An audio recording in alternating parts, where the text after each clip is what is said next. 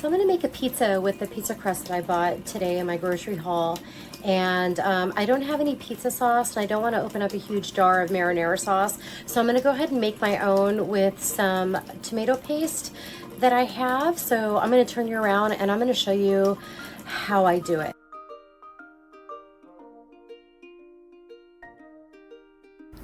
So in a pot, I have a little bit of avocado oil that I'm gonna get heated up here in just a minute. Before I do that, I want to rehydrate some dehydrated Augustin Farms onions, and I also have some Thrive Life freeze-dried carrots. I'm gonna throw those in there. That's the recipe that I'm using. Put some of those in there. It's all gonna get blended in an immersion blender in the end anyways. And I'm going to saute the garlic. I'm going to get these rehydrated, and then I'm going to saute these as well. They'll act just as they were, totally fresh. I think also what I'm going to do is add some of my dehydrated jalapenos that I have from last summer to use up. Even though I bought 2 fresh jalapenos, I'm going to use them for something else over the course of these next few days. Okay, so I have my jalapenos, some freeze-dried carrots, and some dehydrated onions in here. I'm gonna go ahead and add a little bit of water so these will start soaking. This water is nice and hot. I'm just gonna give these a little stir and let these sit for just a few minutes. I'll drain them and then I'll go ahead and saute them in my pot. While my vegetables are rehydrating and waiting to get sauteed, I have some pepper jack cheese that I already have grated, and there's just a little bit of cilantro that I had left over for a meal, and I just threw it in there because why not?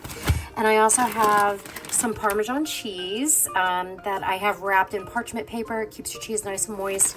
I had it in a plastic bag. I rolled the bag down, and then I had it in one of these food saver bags. And this is where you would suck up out all the air. So right now I have the Hormel pepperoni in here.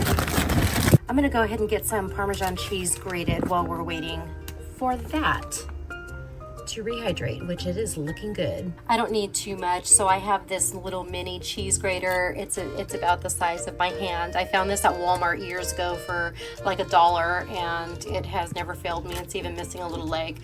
So I'm gonna use this to grate my Parmesan cheese. And then earlier I had put some food in a plastic bag, and I sealed it, and I snipped the edge of my plastic bag with some scissors, so when I sucked out the air, it would get everything. If you are not comfortable or you don't want to ruin your plastic bags because you reuse them and you don't want to have a cut bag, go ahead and just fold down your bag so when you're sucking out the air, it doesn't have a chance to seal. So I'm going to just fold this up, and I'm going to put it in my bag, and I'm going to get all my stuff sealed back up. I have my Parmesan cheese in the bag. I squeezed out all the excess air. This is my little food saver attachment. Well, it came as its own piece, but it just sucks out the air through that little hole. You just put it right here in the little valve. Make sure you have to make sure that whatever the contents is on the inside, it does not reach this area. You want a nice flat surface, and then just press down and it'll suck out all the air, and it'll be good to go back into my refrigerator, and it'll last even longer than if I were to just wrap it in parchment paper, put it in a bag. So remember, good, better, best. Wrapping it in parchment paper is good. Putting it in a plastic bag is better. But putting it in a food saver bag is best.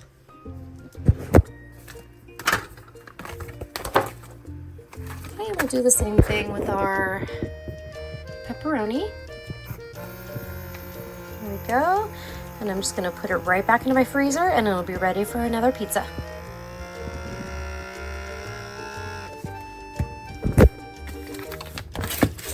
So I have about a 1/4 cup of Parmesan cheese that I grated. I have a little bit of nutritional yeast. There's some salt under there, a little bit of crushed red pepper, and then the vegetables, the dehydrated jalapenos and onions, and the freeze-dried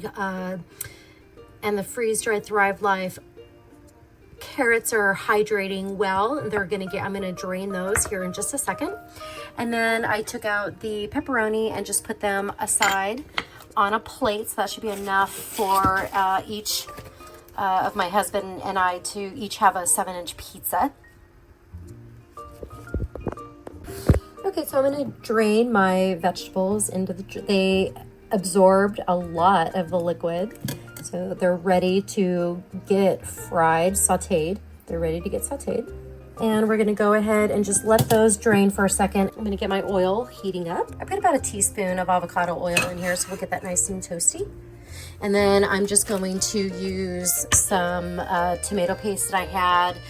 It did expire in August of 2022, so I made sure that my seal was good. There's no rust. I smelt it. It still smells like tomato. It doesn't look off-putting. So I'm going to go ahead and I'm going to use it. Don't be afraid of using expired food, especially if it's been in your pantry the whole time. Use your common sense. Look at the jar. Is it dented? Is it dented on the seam, or is it dented along the rim? If they are, you definitely want to use those first. If your can is bulging or leaking, you need to put it in a plastic bag and throw it away. All right, I had the tomato sauce in there. I was like, I need to saute my vegetables, so that's why it's sizzling. Go ahead and add my vegetables.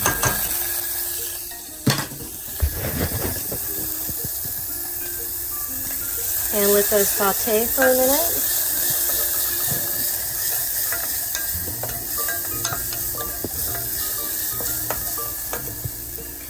And then I'm going to add a little bit of my fresh garlic.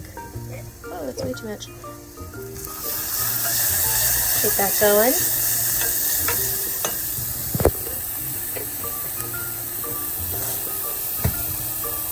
I'm going to add several tablespoons of this tomato paste. Not that much.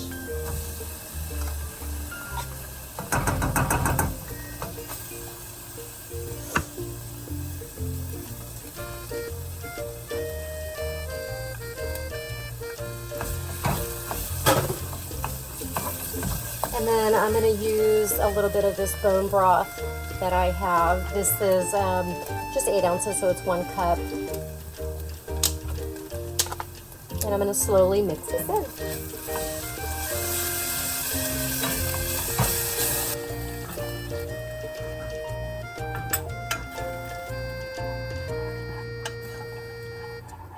Add my little seasonings here, and then I'm also going to add some Italian seasoning. I'm going to turn my flame down, it's way too high. I'm going to add some of this Italian style seasoning. Even when it's all the way down, it boils. And I think I'm also going to add some of this. This is some seasoning with chili peppers, parsley, and some garlic. I found this at Marshall's when I was in California for $6. So I'm going to use just a little bit, maybe about a tablespoon. And then to cut down on the acidity, I'm just going to add just a tiny bit of honey. I don't want it sweet or anything, but I don't, so I'm just going to do a little drop, maybe a teaspoon, half a teaspoon. I'm going to add also my Parmesan cheese. I'm going to add some cotija cheese, which we really love. It's a Mexican grated cheese, and it really does kind of mimic the grated Parmesan cheese, like the Kraft Parmesan cheese that you'd get in the green can. It's delicious. It is on the salty side, but we love it, and I think it's a better alternative to the processed Kraft Parmesan cheese. So I'm going to add some of this, a couple tablespoons, just because I want it to taste good. So let me show you. This is what it's looking like. This is what it looks like now. So it's nice and thick, so this will spread very nicely on my pizza crust. So I'm just going to give it a taste. And actually, I think I might just add a little bit more bone broth.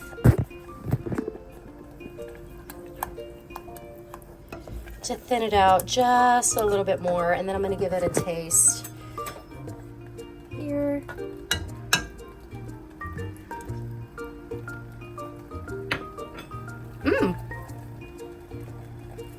Well, you sound surprised. I am surprised. This came out really good. I was originally going to follow a recipe, but I said, screw the recipe. I'm just going to do it on my own now that I have a little guideline. It is a little spicy from my crushed red peppers, which aren't normally very spicy. Oh, actually, I take that back. It's spicy because of the dehydrated jalapenos that I have in there. So I'm gonna go ahead and shut the fire off on this, and I'm gonna get my pizza crust and get my pizzas dressed and in the oven. All right, so I have my pizza crust. The instructions on the package says that it doesn't need to be heated up in an oven. Just put all your toppings on it and then just pop it in a 400-degree oven to bake for 10 to 12 minutes if you want it crispy, 8 to 10 minutes if you want your crust soft. So I'm gonna start by taking my marinara sauce that I just made and putting some down on my pizza.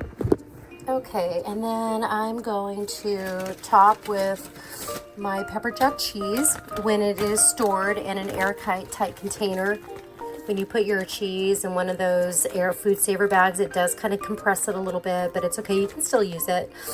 So we'll just go ahead and take some out and crumble it up a little bit and add it to our pizza.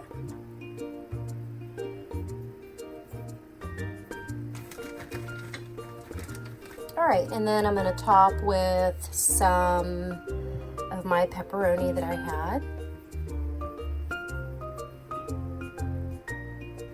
Now that's done, I'm gonna go ahead and I'm gonna pop this in my toaster oven at 400 degrees. We're gonna bake this for 10 to 12 minutes.